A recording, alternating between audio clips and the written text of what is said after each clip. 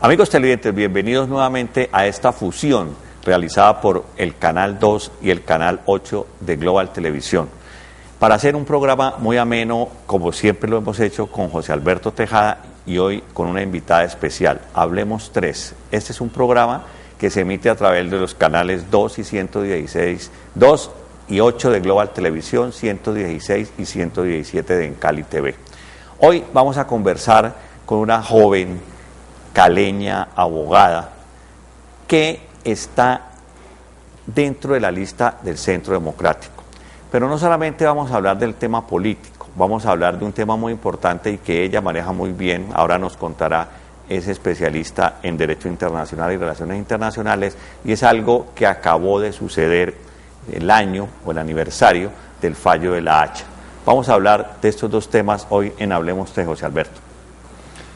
Amables televidentes, efectivamente, Canal 2 y Multicanal nos unimos en Alianza de Medios para traerles a ustedes entrevistas con personas que, en este caso, como Carolina, están poniendo a su consideración la posibilidad de ir al Congreso de la República en las próximas elecciones del 9 de marzo del 2014. Ella viene ocupando el número 30 en la lista del Senado del Centro Democrático. Pero antes de hablar de política, antes de hablar de la Haya, antes de hablar de lo que ella va a hacer en el Congreso, si usted decide darle su voto y apoyarla, queremos que nos cuente quién es Carolina Holguín Tafur. Ella es caleña, sabemos, es abogada, es una mujer muy joven, muy bonita, muy apreciada en muchos círculos sociales, tanto de Cali como de Bogotá, pero queremos que usted sepa quién es, quién fue la niña Carolina, quién ha sido la jovencita Carolina y quién es ahora la candidata. Bueno, pues buenos días Jorge Oliverio, buenos días José Alberto, a todos los televidentes de Hablemos 3. Carolina Holguín Tafur es la hija de Pedro Nelly Rosario, crecí en un seno de una familia maravillosa caleña que me dio todo su apoyo, me brindó ese calor de hogar. Tengo dos hermanos maravillosos, Pedro Nel y Diego Fernando. Decidí, después de cursar mis estudios de colegio en el Colegio Sagrado Corazón de Jesús de aquí del Valle del Cauca, de Cali, entrar a estudiar Derecho en la Universidad de San Buenaventura de Cali, en donde me gradué como abogada. Posteriormente hice una especialización en mediación de conflictos en la Universidad de La Sabana en Bogotá. Después hice una maestría en mediación de conflictos en el Institut Kurt Bosch en Sion, Suiza.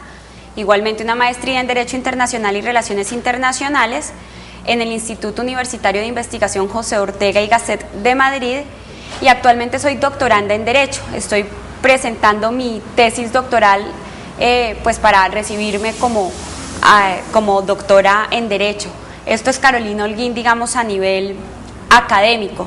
También he tenido diferentes participaciones en empresas privadas y en empresas públicas, siempre combinando esa parte académica con la parte profesional para poder fortalecer esos conocimientos que uno adquiere en la academia.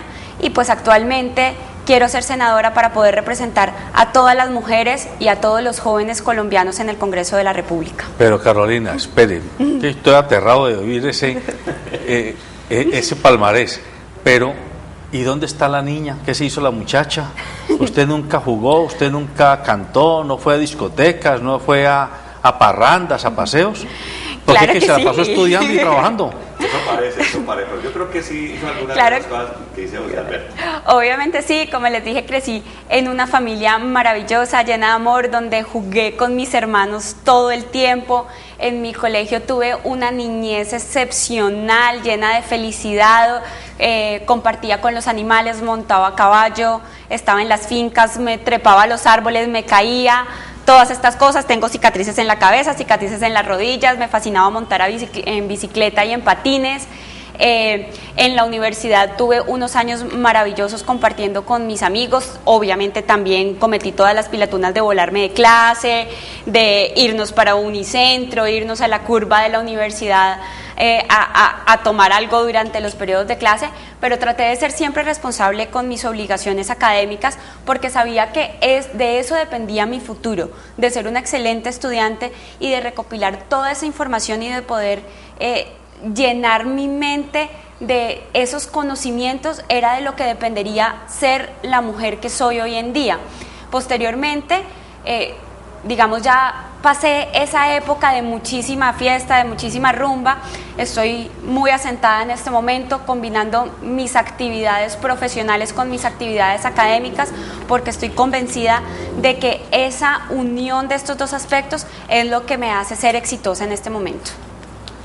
Bueno, Carolina, eso que acaba de plantearles, amigos televidentes, Carolina Holguín, es algo que le ha pasado a casi todos los jóvenes. Lo que pasa es que en este caso, pues, es totalmente diferente. Ella hace las pilatunas que acaba de contar, fue hasta Amazona en la Plaza de Toros porque montaba muy bien a caballo, pero llega el momento en que tiene que tomar decisiones respecto a su vida, y como ella lo dice, se va para Bogotá, empieza a estudiar y luego se va a España a estudiar en la Universidad Complutense de Madrid, donde va a adquirir su doctorado.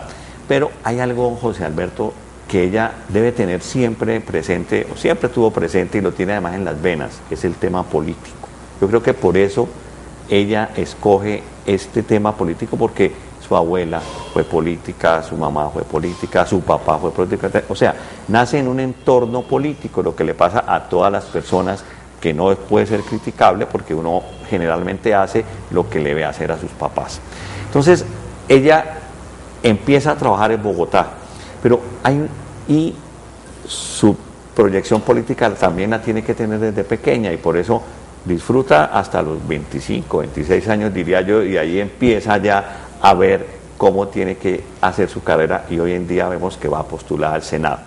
Pero en esta época en que el fallo de la Haya, que nos quita una cantidad de territorio, está cumpliendo un año, el 19 de noviembre, ¿no? El 19 de noviembre fue un año de la sentencia, fallo despojo, llamémoslo, de la Corte Internacional de Justicia ubicada en La Haya, en Holanda. Para nosotros es muy importante que Carolina, que es una persona joven, pero que es una persona estructurada, sobre todo en el manejo de las relaciones internacionales, nos diga qué ha pasado o qué le puede pasar a Colombia después de un año de que la Corte Internacional de La Haya emitió esta sentencia. Bueno, este es un caso bastante complejo y trataré de explicarlo de la manera más didáctica posible para que todos podamos entender qué es lo que está pasando. Colombia se somete a la justicia de la Corte Internacional de Justicia, valga la redundancia, mediante el Pacto de Bogotá.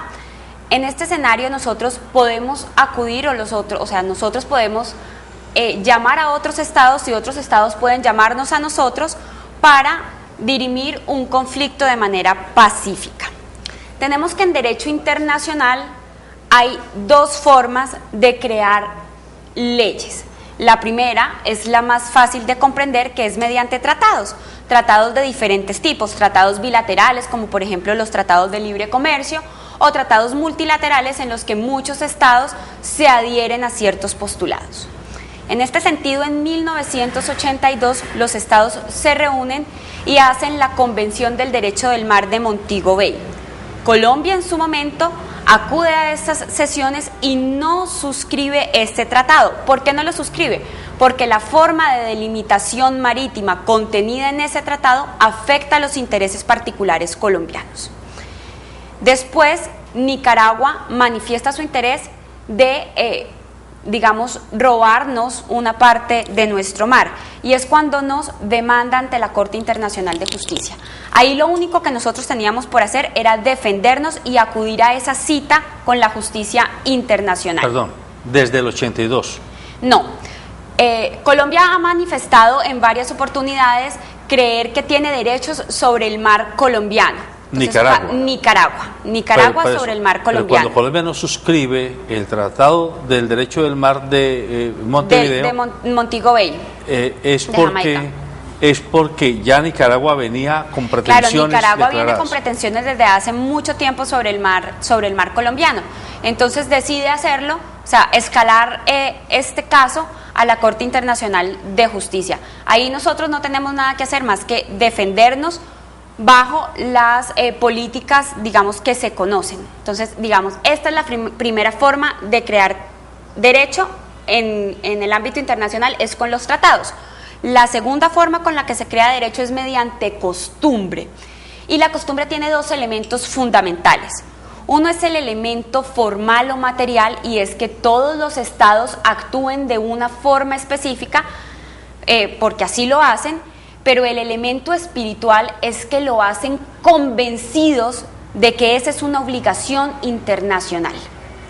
Colombia, como ya les dije, no suscribió la Convención del Derecho del Mar de Montego Bay. Cuando se da todo el caso ante la Haya, lo primero que tiene que decidir esta Corte es qué derecho va a aplicar. Y dice, no podemos aplicar el Tratado del Derecho del Mar porque Colombia no hace parte. Y hasta allí, digamos, todos estábamos tranquilos, estábamos bien. Y dice, ¿qué hay que aplicar en este caso?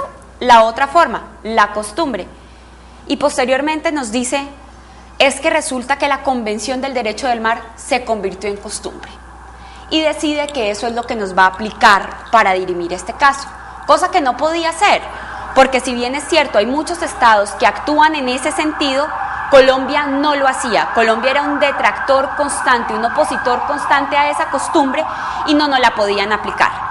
Sin embargo, dice que va a utilizar dos criterios, el de equidistancia combinado con circunstancias relevantes.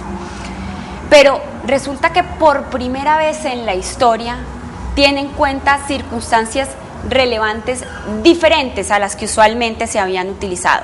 Colombia plantea toda su defensa de conformidad con lo conocido, con las leyes conocidas, tanto de tratados como de costumbres. La Corte hace un vuelco total y por primera vez en la historia juzga de manera diferente, desconociendo criterios de dependencia económica de una población sobre ese mar, desconociendo quién ha ejercido soberanía en ese mar durante periodos históricos, quién ha tenido acciones de seguridad y mantenimiento de precisamente esa seguridad y lucha contra el narcotráfico en esos mares. Una dependencia cultural del mar y una población, los desconoce absolutamente. Y es por eso que nosotros venimos diciendo, no es un fallo legal, es un fallo que fue dictado fuera de derecho y por tanto no lo podemos acatar. Pregunta, en el tiempo que dura este proceso de demanda ante el tribunal, ¿el Estado colombiano a través de sus dignatarios tenía alguna posibilidad de irse dando cuenta, de monitorear cómo venía la tendencia del fallo? El proceso, usualmente los procesos en la Corte Internacional de Justicia son muy largos, duran 10, 12 años, y durante todo este tiempo van dándose audiencias, van citándose audiencias, y uno ¿de qué se defiende? De las cosas que conoce. Siempre a uno lo juzgan por leyes preexistentes y de conformidad con esas leyes conocidas es como uno enfoca su defensa, y eso fue lo que hizo el Estado colombiano, enfocar su defensa de conformidad con las leyes conocidas. Lo que pasa es que nos cambiaron las reglas de juego, y aquí voy a citar un ejemplo del doctor Carlos Holmes Trujillo porque tengo que ser, darle los créditos de que no es un ejemplo mío, pero es un ejemplo muy ilustrativo para entender qué fue lo que pasó. En un partido de fútbol, todo el mundo sabe que en el área de las 5:50, si alguien comete una falta, eso es un penalti, y es indiscutible. Resulta que en un partido particular hay una falta por fuera de ese cuadrilátero, por fuera. Y el árbitro dice, esto es un penalti. Y todo el mundo dice, pero ¿cómo así, señor árbitro? Si esto está por fuera del área de penalti. No, qué pena. Para este partido en particular, para este caso en particular, yo he decidido que esta falta fue un penalti. Y pierde el partido el equipo que cometió la falta por fuera del área de Candela. Entonces, exactamente eso es lo que le pasó a Colombia, Nos cambiaron las reglas de juego en el último minuto, en el último instante, cuando ya toda la defensa estaba estructurada, sale el fallo con una posición totalmente diferente, desconocida para Colombia, una posición de la cual jamás pudimos defendernos. Eso es lo que pasa. Por lo tanto, nosotros no estamos obligados a cumplir algo que no se dictó de conformidad a la legislación internacional.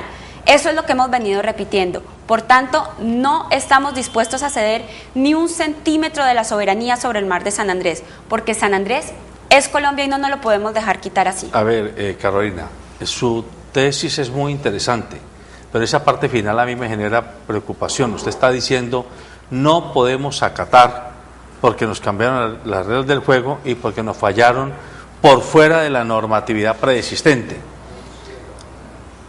Yo no sé mucho de fútbol.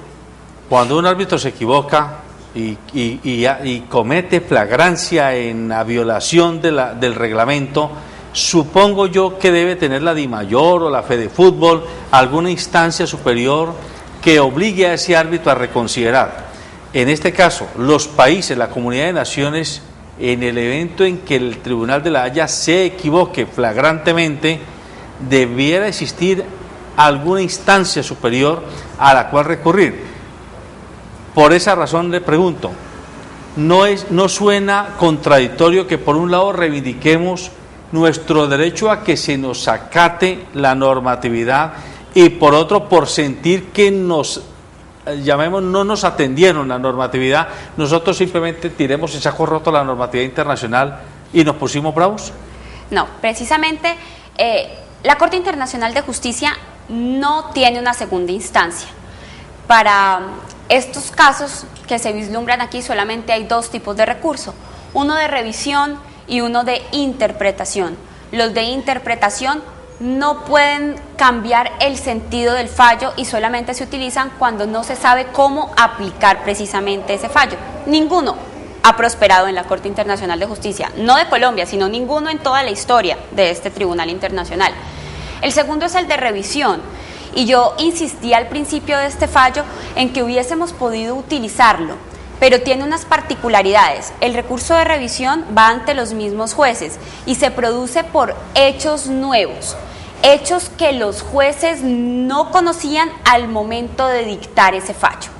Resulta que con esta decisión de la Corte Internacional de Justicia se han afectado mar territorial de Jamaica, de Costa Rica y de Panamá. Nosotros de cierta forma pudimos haber argumentado que en el momento no se conocía por parte de los jueces esa afectación a otras soberanías. Sin embargo, solamente teníamos 6 meses después del conocimiento del hecho para poder interponer este recurso.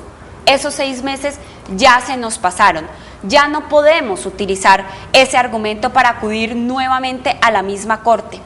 Sin embargo, hay algo que yo he venido diciendo, que es totalmente novedoso, y es cuando un país se niega a cumplir un fallo o una decisión de la Corte Internacional de Justicia, lo que le queda al otro país, al que ganó, por decirlo de cierta forma, es acudir ante el Consejo de Seguridad de las Naciones Unidas para que obligue al país incumplido a cumplir. ¿Cómo? Mediante contramedidas, lo que antes se llamaban represalias. En este caso estaríamos del otro lado, nosotros somos el país incumplido, pero tenemos razones para ser incumplidas. Lo que siempre digo es que ¿por qué no buscamos aliados? Y tenemos aliados, tenemos precisamente los países que se les afectó su mar, a Jamaica, a Panamá y a Costa Rica, y acudimos en bloque ante el Consejo de Seguridad de Naciones Unidas y les decimos, les planteamos nuestra situación, lo que está pasando. ¿Para qué? Para que esos países que forman parte del Consejo de Seguridad nos apoyen en esta decisión y no nos impongan contramedidas. Esto no es algo ilógico, no es algo imposible. Los miembros del Consejo de Seguridad tiene 5 miembros permanentes, que son Estados Unidos, Rusia, China, Reino Unido y Francia. De aquí tenemos 2 países que no han cumplido en sus momentos fallos de la Corte Internacional de Justicia. Son Estados Unidos, precisamente con un caso que tuvo con Nicaragua por actividades paramilitares con los contras, y después llegó a un acuerdo con Nicaragua para no cumplir el fallo. Y el otro caso es más palpable y más parecido al nuestro, que es Reino Unido, Inglaterra, con Argentina por el caso de las Malvinas. La Corte Internacional de Justicia dijo que ese territorio era argentino y Inglaterra dice no me voy porque este territorio es mío. Y eso es lo que nos está pasando a nosotros. Y Inglaterra sigue ahí, por lo tanto yo considero que podemos tener apoyo de estos países que han considerado en ciertos momentos que las decisiones de esta Corte Internacional no fueron apropiadas, sino fueron acordes a la reglamentación internacional, porque definitivamente es preferible tener muchos años, 100 años de tensión diplomática con Nicaragua, que entregarle a nuestros descendientes un Estado que haya sido mutilado una nueva vez. Bueno, amables televidentes, miren cómo con una persona experta, una persona joven sobre todo, que conoce el tema de las relaciones internacionales y la mediación de los conflictos, pues hemos podido hoy con ustedes conversar y ustedes conocer. Pero vamos a seguir conversando. Claro, vamos a seguir conversando después de comerciales.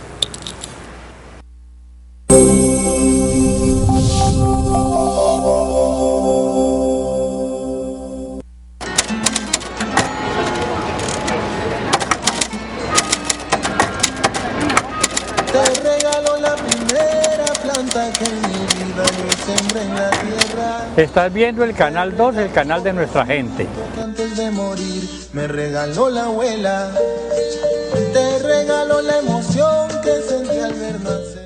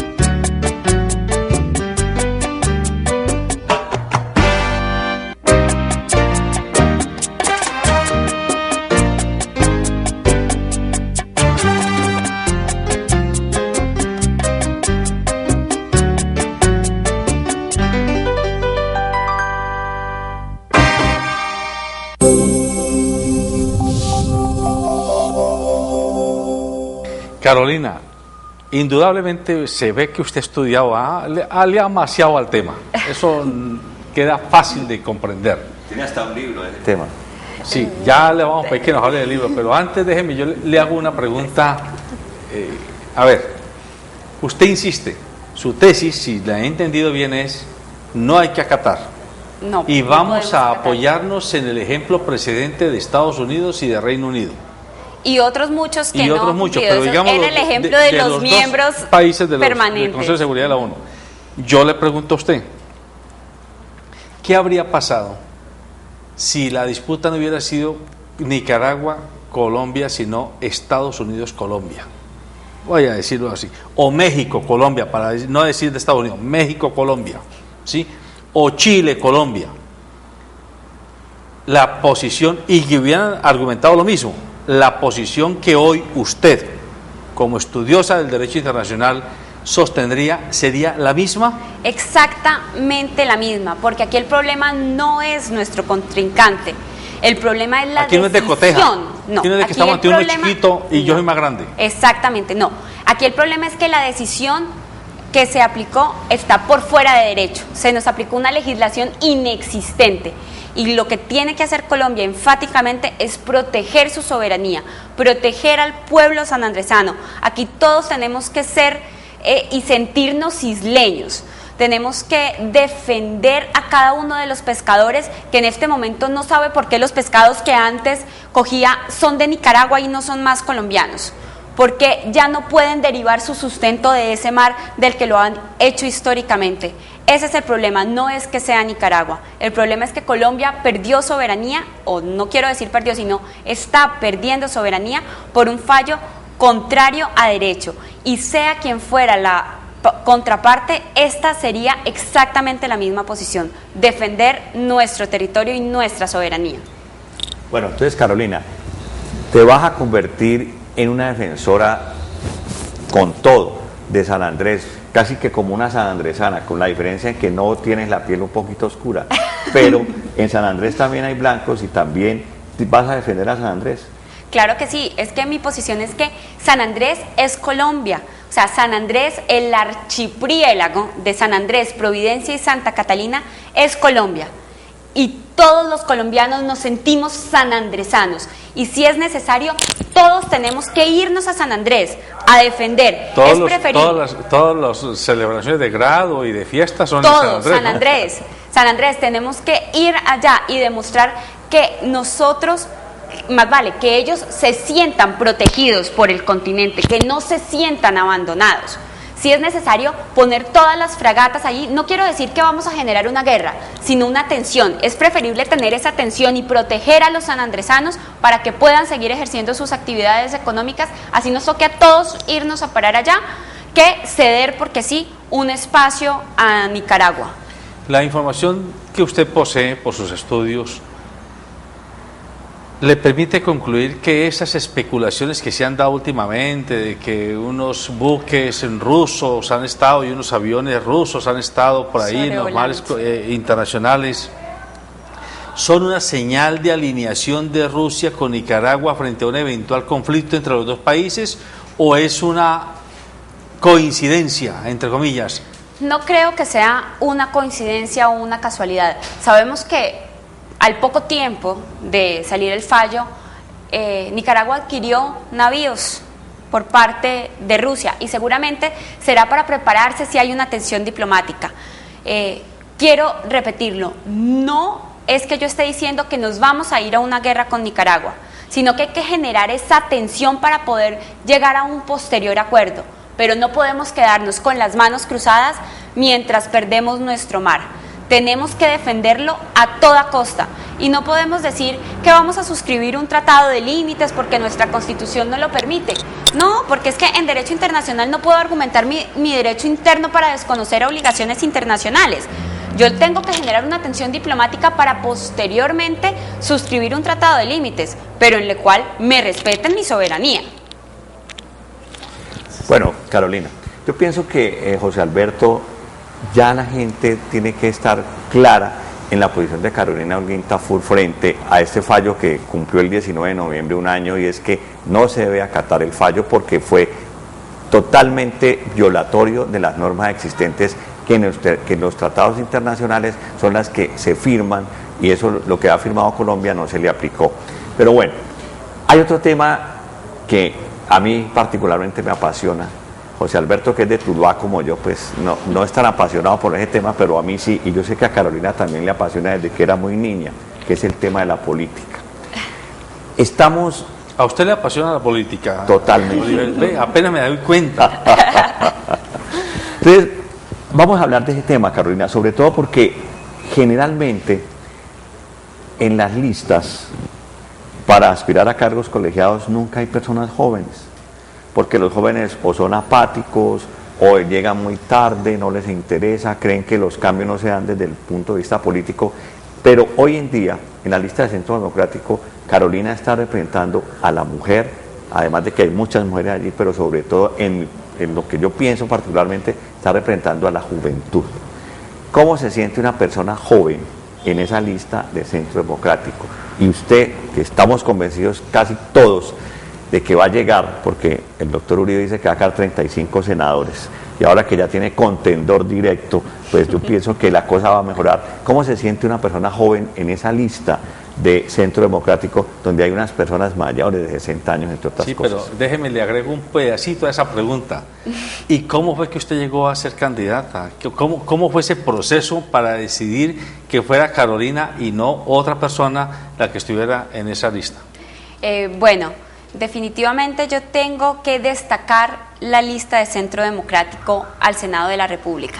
Es una lista totalmente heterogénea, donde tenemos muchísima representación de la mujer, lo que me enorgullece enormemente, pero donde hay representación de todos los sectores de la sociedad.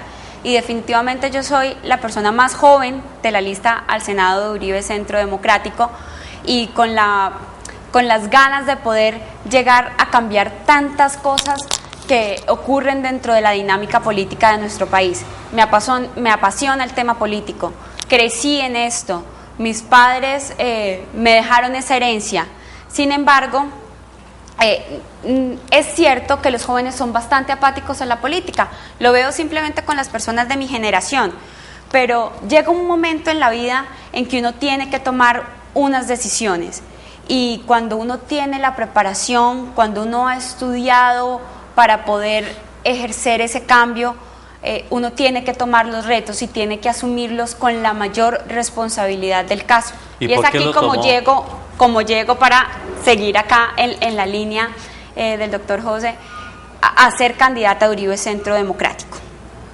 El doctor Carlos Holmes Trujillo, yo estoy haciendo mi doctorado en España cuando el doctor Carlos Holmes Trujillo me invita a escribir un libro sobre el proceso de paz que se está adelantando en Colombia, porque curiosamente tenemos la misma visión de lo que está pasando en ese momento en Colombia respecto al proceso de paz. Y es así como empiezo a involucrarme en todo el proceso de construcción del Centro Democrático. Publicamos este libro en el momento en que están en construcción esas listas de Senado y de Cámara.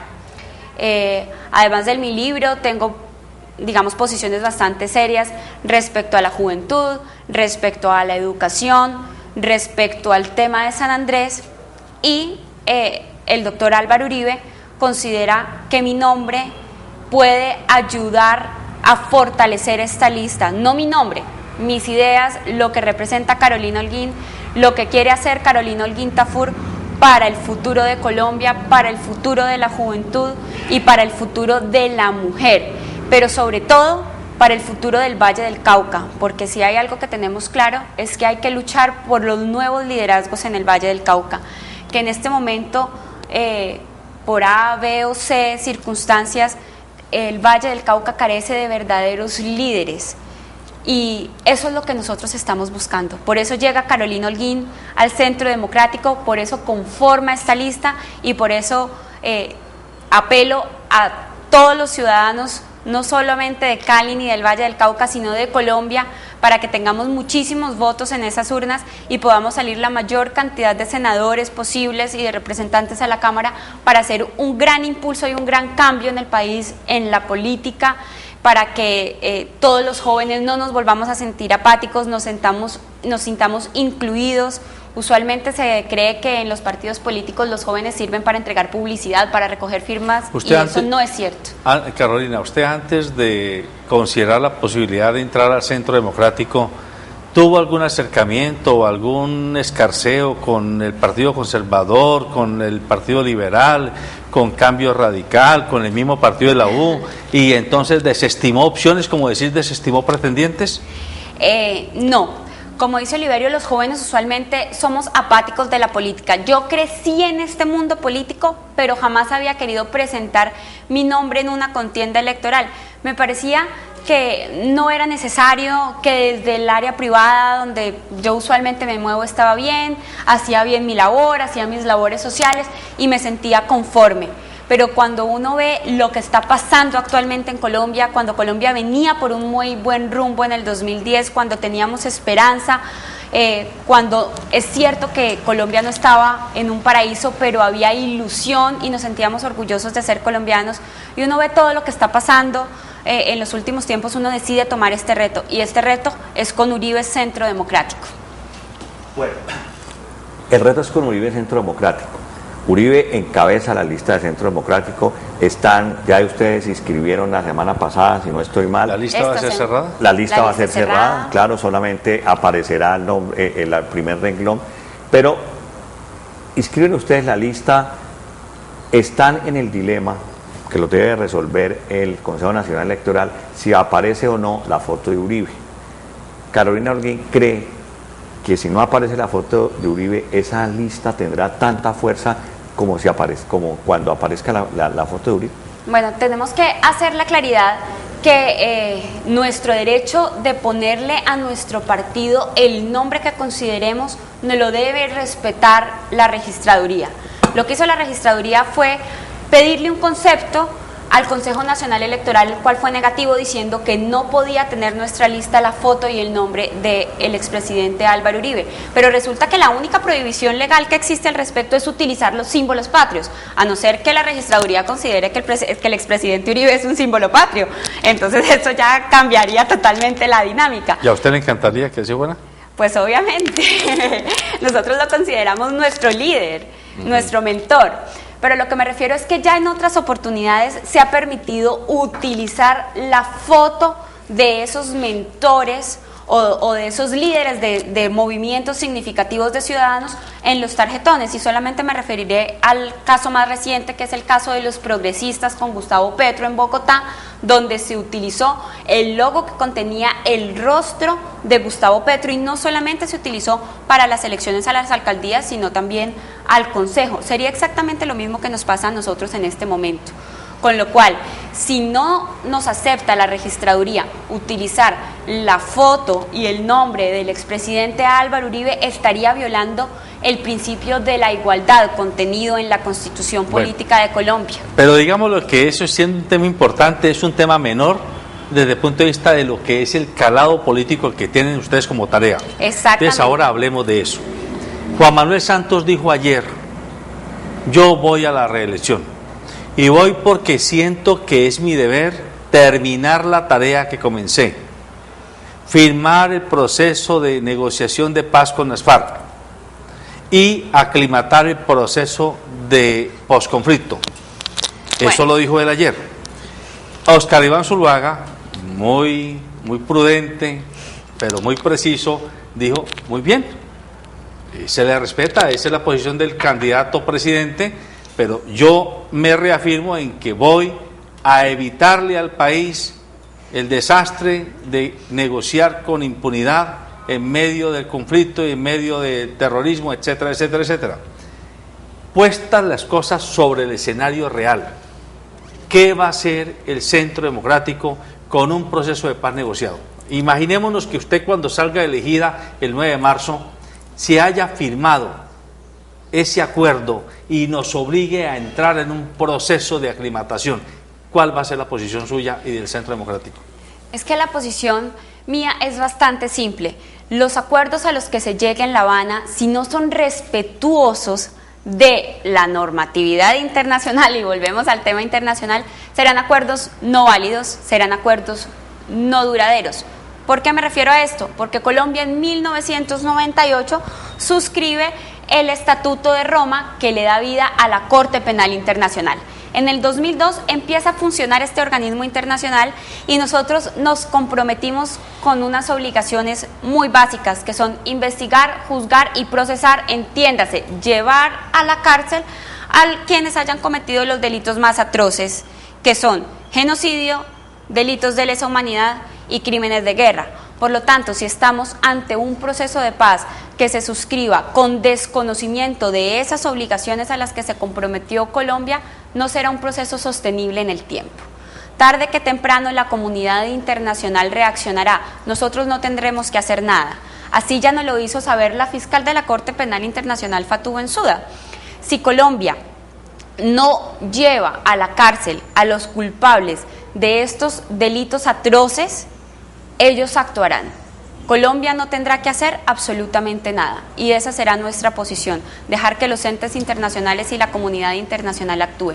Mientras tanto, nosotros nos dedicaremos a llevar a cabo toda nuestra política social, toda nuestra política económica, toda nuestra política de seguridad democrática, lo cual está enmarcado dentro de los 5 pilares fundamentales de Uribe Centro Democrático, que son seguridad democrática, inversión para el empleo, cohesión social, un Estado austero y descentralizado y un amplio diálogo social y permanente con la gente. A eso es a lo que nos dedicaremos todos los que pertenecemos a Uribe Centro Democrático.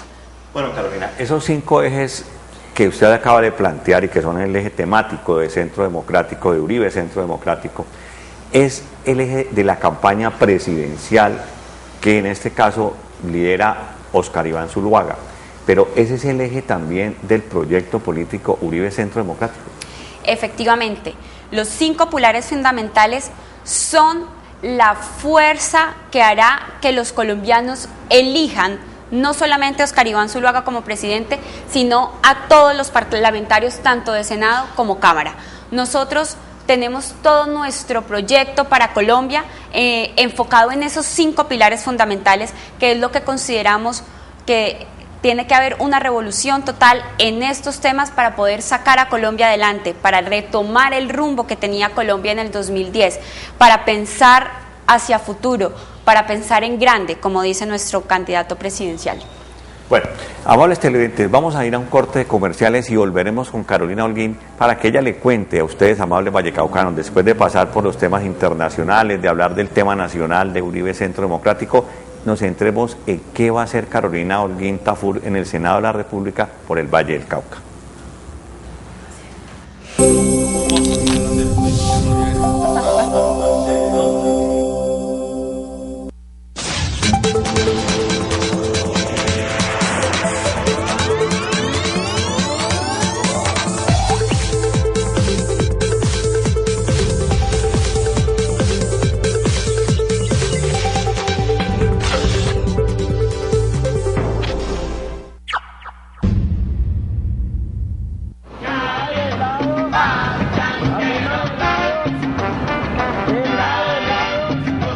Estás viendo Canal 2, el canal de nuestra gente.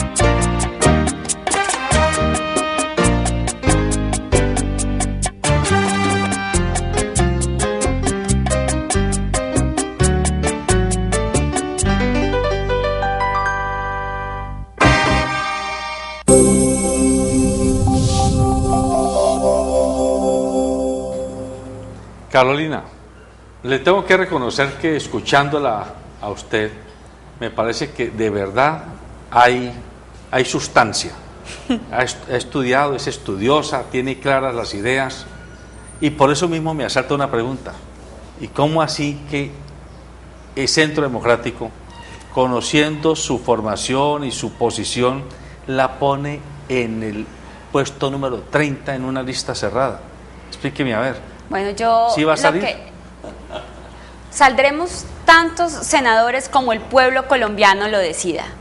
Y yo estoy muy complacida con la posición que me ha permitido el presidente Álvaro Uribe. ¿No pudo forcejear para quedar de 20 No siquiera? no creo que haya forcejeo. Aquí todos estamos trabajando por un solo ideal, y es poder tener una votación arrolladora en las urnas para que seamos muchísimos acompañando al expresidente Uribe, muchísimos haciendo control político, muchísimos llevando a cabo los proyectos que queremos para nuestro país.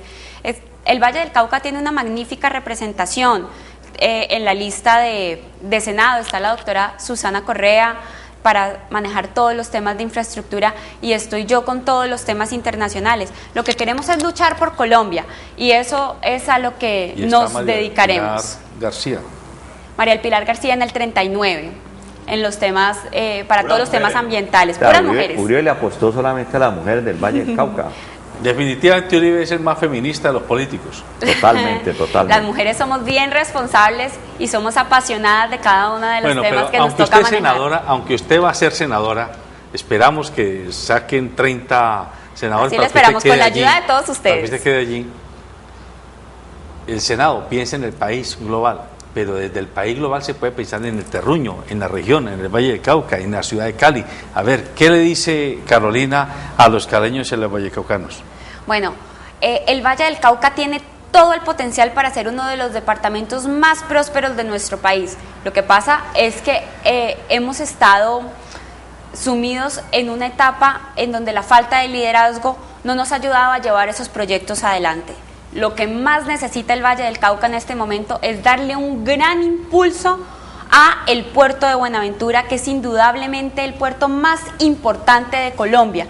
Tenemos que hacer una gran autopista que pueda conectar, digamos, todo Colombia para poder entrar y sacar las mercancías. No podemos seguir permitiendo que la doble calzada Lobo Guerrero Buga siga paralizada.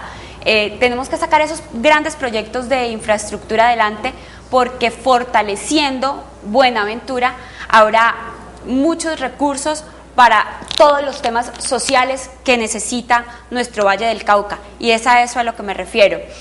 La educación es fundamental. Tenemos que tener un 100% de cobertura educativa, pero desde la primera infancia.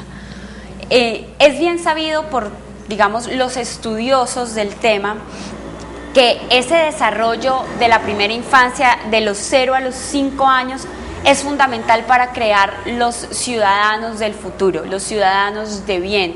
Por tanto, hay que brindarles una excelente educación y una excelente alimentación. A eso es a lo que le apuesta Uribe Centro Democrático.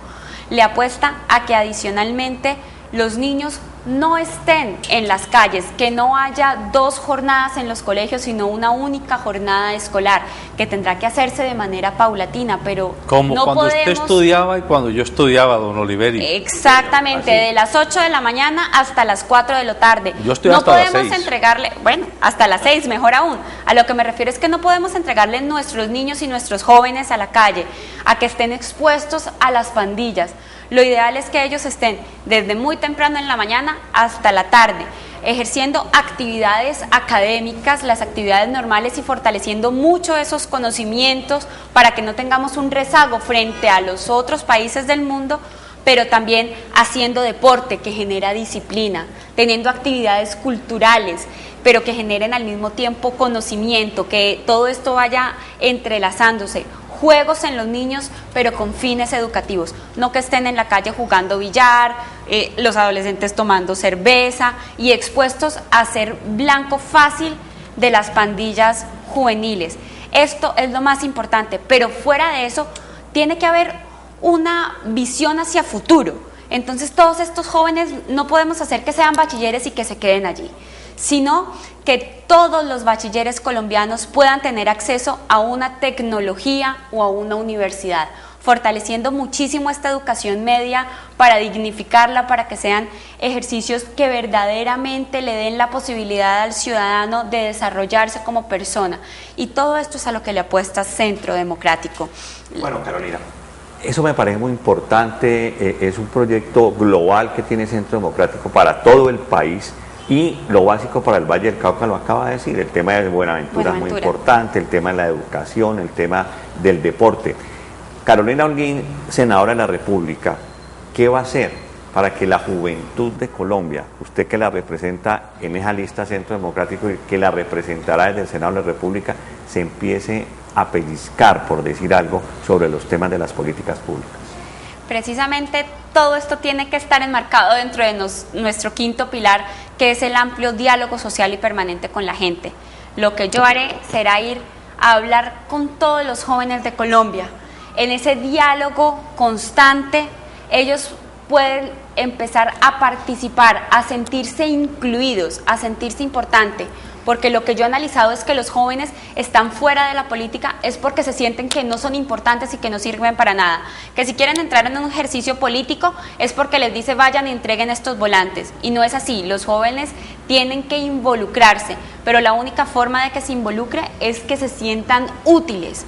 Es demostrándoles que el verdadero cambio viene desde el fondo de nuestros corazones, que somos muy capaces de hacer todo lo que necesita nuestro país, pero solamente se logra con ese diálogo constante, con el estudiante del colegio, con el estudiante de la universidad, con el joven que está haciendo una tecnología, apoyándolos en sus proyectos sociales, porque definitivamente todo el ámbito social, económico de un país tiene que ver con esas políticas que se generan desde un Estado, y eso es lo que hay que hacerles saber a los jóvenes colombianos para que se involucren y que sepan que el destino de Colombia y de sus propias vidas depende de las decisiones que ellos tomen. Carolina, vuelvo a repetirle, me parece que usted está haciendo muy bien su tarea proselitista de cara a las elecciones del próximo año. Me sigue preocupando que de pronto se pierda este diamante que estamos viendo aquí, porque no alcance a salir por todas estas vicisitudes electorales. Si usted no queda, no resulta, no alcanzan las cuentas para que usted salga elegida senadora, hábleme, ¿qué plan B tenemos para no perder a ese prospecto político que hay en usted? Carolina Holguín tiene un plan A y no tiene un plan B, que es ser senadora de la República de Colombia para poder llevar a cabo todo esto que les estoy contando con toda esta energía que tengo en mi cuerpo.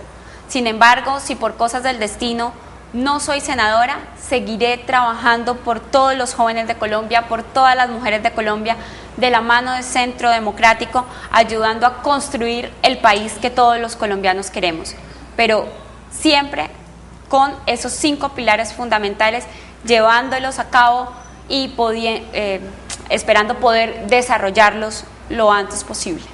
Yo pienso que Carolina no tiene plan B, solamente plan A, ser senadora de la República. Un plan B podría ser empezar, después del 9 de marzo, a ser la defensora exclusiva de San Andrés. No, yo creo que Carolina Holguín es mucho más. Una parte de Carolina Holguín que lo ha hecho desde que salió el fallo de la Corte Internacional de Justicia, es defender a San Andrés a toda costa, porque, insisto, el archipiélago de San Andrés, Providencia y Santa Catalina es Colombia y todos los colombianos somos isleños para este fin. Sin embargo, Carolina da para más, da para defender la juventud, da para defender a los niños, da para estructurar una educación realmente innovadora y renovadora, y a eso es a lo que me dedicaré, sea o no sea senadora. ¿Usted conoce el país, Carolina? ¿Ha viajado a La Guajira, a la Amazonía, a Nariño, a los Santanderes, al Chocó? Tengo que hacer la claridad que previamente a este ejercicio electoral conocía muchísimas zonas de este maravilloso territorio colombiano. Sin embargo, siempre había acudido a todos estos lugares como turista. Sin embargo, cuando empiezo a hacer este ejercicio, he recorrido muchísimas zonas de Colombia desde la otra perspectiva, hablando con la gente, viendo cuáles son sus necesidades, conociendo la otra cara de la moneda. ¿Para qué? Para poder estructurar todas estas políticas de Uribe Centro Democrático que ahora les estamos presentando a consideración a los colombianos. Bueno, Carolina, por último, estamos en un hipotético 9 de marzo. Carolina Holguín estará aquí en Cali, porque esta es su región, aquí es donde se deben colocar más votos para que Carolina Holguín llegue al Senado. Llega al Senado Carolina Holguín, ¿qué será lo primero que hace?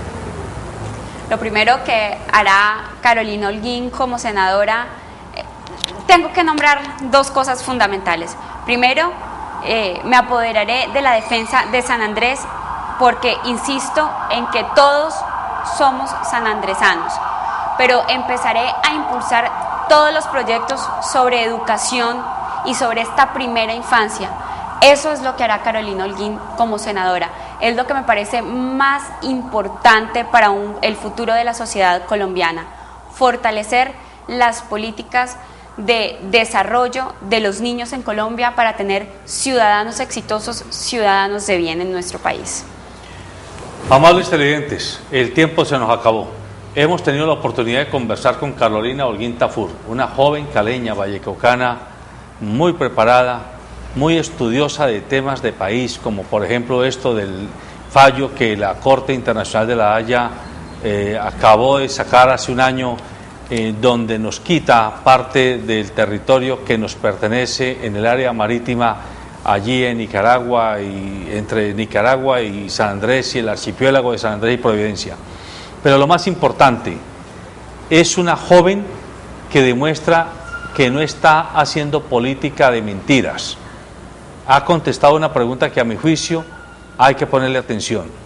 Sea senadora o no sea senadora, seguiré trabajando con el Centro Democrático por los 5 pilares en los que estamos sustentando nuestra prédica política, y si soy senadora me voy a dedicar a 2 temas fundamentales: a defender los derechos de Colombia en el archipiélago de San Andrés y Providencia, y a trabajar por la primera infancia. Ahí tenemos pues una candidata, una mujer, una joven vallecaucana que está poniendo su nombre a consideración suyo y de todos los colombianos y colombianas para que el 9 de marzo decidan darle su voto en la lista de Centro Democrático. Es una lista cerrada, ella va en el número 30 y ya hemos tenido oportunidad de conocer qué le está planteando a Colombia.